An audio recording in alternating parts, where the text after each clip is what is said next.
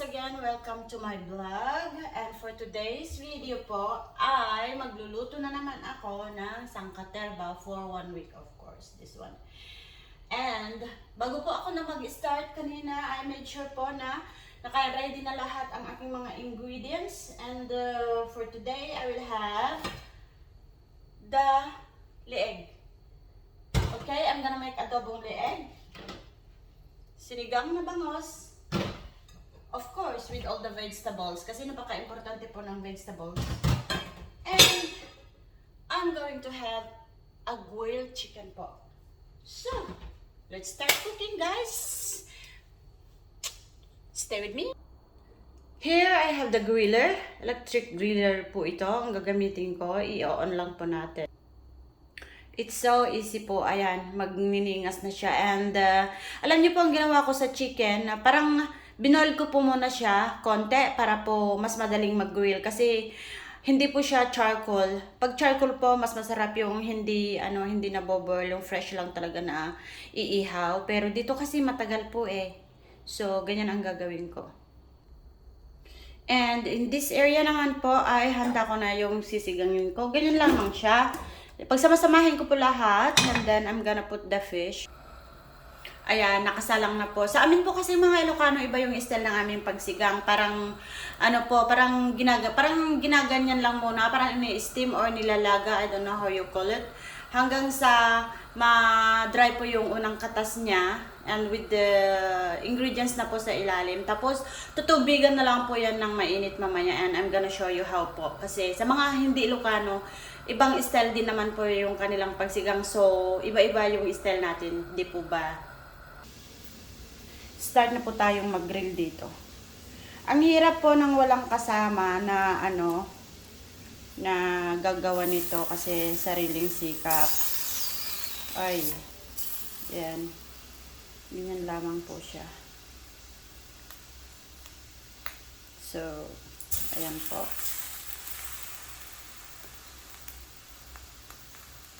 Pwede naman pong lagyan dito kahit sa middle. Matagal nga lang maluto yan. Ayan. So, wait lang po natin na maluto. Ganyan. Pasensya na po, magalaw yung kamay ko ha. Kasi hawak ko po yung camera ko eh. Tapos po, ito naman yung sa adobong leeg po ng chicken. Naikot. Okay na po yan at ilalagay ko na siya. Ay. Ito, walang na isa. Ang hirap po talaga pag mag-isa. Ay, naku guys. Guys, yan na po yung bangus Maya-maya lamang po ay tutubigan ko na yan. Nag-boil na rin po ako ng tubig para, paglagay ko is kumukulo na agad. Look what we have in here. Ay. Wow! Yan po na siya. I'm sure this one hindi pa. Pero okay lang. The other, hindi po ako gumamit ng Babaliktarin ko lamang po siya para hindi mamadali. Ayan. Sorry po sa quality ng aking video. Pero bear with me po. I have also kunting po. Ayan Ito. I would like to try to rin po. I-grill siya to see kung paano ba.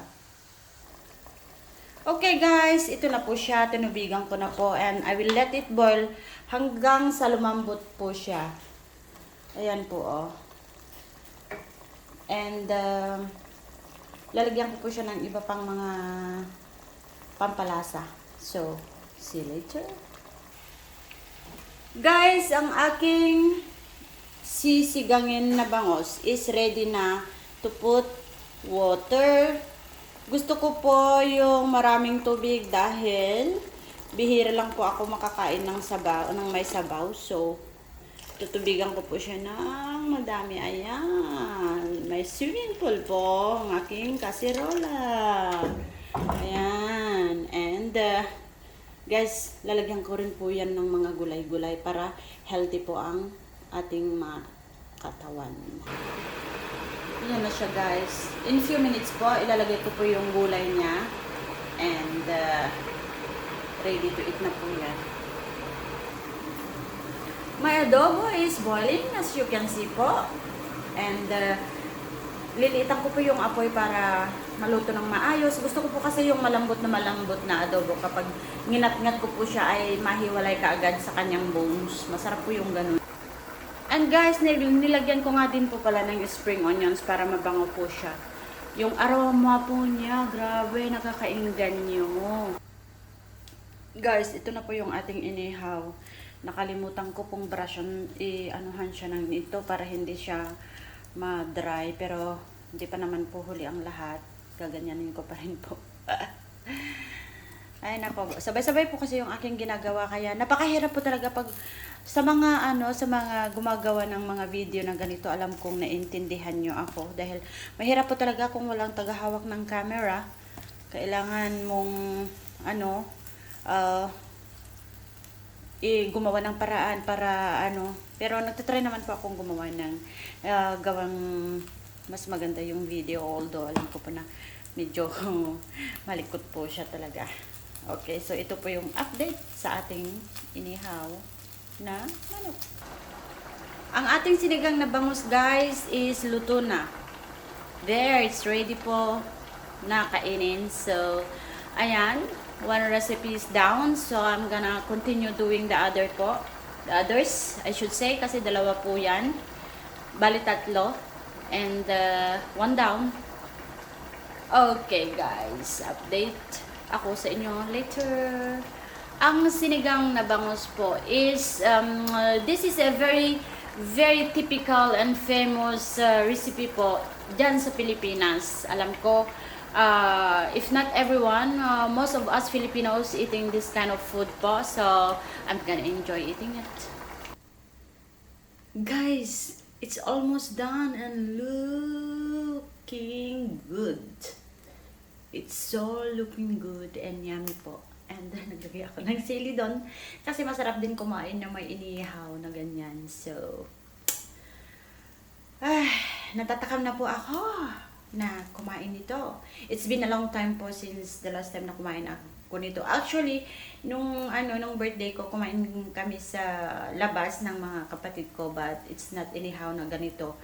Alam naman nating lahat na if galing sa restaurant, iba talaga yung pagkagawa. And I enjoy more eating sa house po kaysa sa labas dahil maliban sa hindi ka sigurado na perfectly clean, hindi ko naman sinasabi na hindi clean po, pero pag sa lutong bahay po kasi is more clean, 100% na hindi ka mangingimi na kainin because you are the one who made it. Kaya ako, I prefer this way po. And I will go and check the adobo. Alright guys, finally, this is the last batch of the grill stuff. And ayan, sandali lang naman po yan maluto ngayon dahil binoil ko po muna yan kanina. So, ayan. I'm so hungry na po. It's almost 1 o'clock. At in a few minutes, kakain na po ako. Adobo is almost done na din po. Pero, hindi ko po yan kakainin today. Kailangan ko lang pong lutuin na ngayon para bukas may pagkain po ako and the day after. Ganyan po ang buhay ng OFW. We don't cook every day. Me, personally, I don't cook every day po kasi napaka-precious po yung time natin. Yung time ko. And kaya pag may oras po ako, nagluluto po talaga ako ng mas bigger quantity po para ilalagay ko na lang po sa lutuan. No, it's not lutuan. Dun sa Tupperwares para pagkakain po ako ay iniinit ko na lang po yung portion na kaya kong kainin. So that's how life is ng isang OFW. Depende rin po sa OFW, hindi ko po sinasabi na lahat po ha. And nandito na naman po ako sa site na ito. Tuloy ko po yung sinasabi ko. Hindi po lahat ng OFW ay katulad ng sitwasyon ko ha. Dahil some OFWs po ay may mga mas pinalad po. Hindi po dahil OFW po ay sobrang sobrang hirap na po talaga. Hindi naman, hindi po lahat. So may mga mapalad, may mga tama lang, may mga mas mahirap din ang kalagayan. So, saludo po ako sa lahat ng mga OFWs. Isa po ako sa inyo na nagsasacrifice dito sa ibang bansa. And what can I say? Tiis-tiis lang, guys. Ganyan talaga ang buhay. Dahil sabi nga nila, kung walang tiyaga, walang nilaga, di po ba? And actually, tapos na po. So, hanggang dito na lang. Hindi ko na po ipapakita lahat. Or, wait lang. I think I'm gonna put them all on the table at ipapakita ko po yung aking mga ginawa. Barabarasyan ko po ng konti para hindi po ma-dry masyado. Ayan. Yung remaining po dun sa aking pinagmarinatan nito, ito na rin po ang aking ginamit. Alright guys, it's done and I'm gonna eat now. So, once again, this is Super Ate Vlog. And please, sa mga hindi pa po nakapag-subscribe, subscribe po. And click the notification bell para may update po kayo pag meron akong bagong video. And sana po, share na rin ninyo and comment down below. Alright, thanks everyone. Hanggang sa muli. This is me, Super Ate Vlog, nagsasabing, bye!